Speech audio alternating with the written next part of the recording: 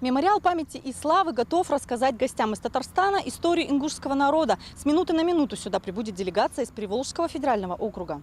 Вот к мемориальному комплексу прибывают главы двух республик – Ингушетии и Татарстана. Встретить почетного гостя приехал и первый президент Ингушетии, герой Советского Союза Руслан Аушев. Знаково то, что рабочий визит глава Татарстана начинает именно с мемориала, посвященного важнейшим памятным датам и событиям Ингушетии. Важно чтить память предков. Мемориал памяти и славы был построен в 2012 году к 20-летию Республики Ингушетия.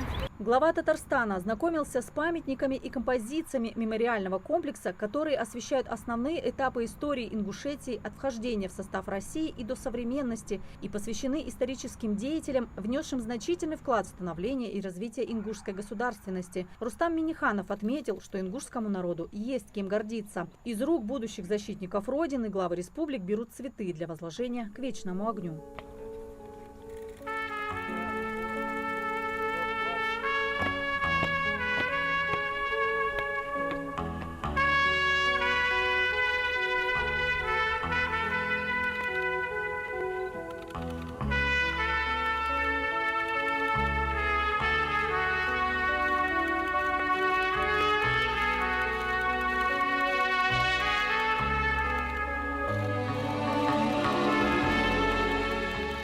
Уделили внимание на экскурсии по мемориалу памяти и славы и такому сложному периоду в жизни ингушского народа, как депортация и, разумеется, долгожданному возвращению домой. В 1957 году возвращаться, это решение было решение Хрущева зачем?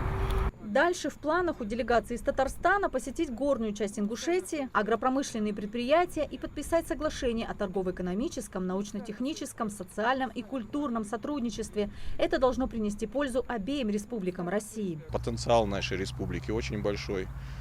Мы развиваем сегодня туризм, мы строим социальные объекты. В экономической сфере нам будет полезна именно практика Республики Татарстан.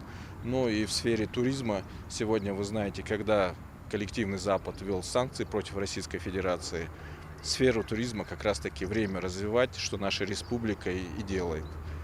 Поэтому мы надеемся, что чаще будем видеть жителей Татарстана у нас в гостях. В тяжелые 90-е годы немалую поддержку и помощь Ингушетии оказывала Республика Татарстан. Сегодня два региона России встали на путь активного взаимодействия и крепкой дружбы. Анастасия Шишина, Султан Магушков, Магаз 24.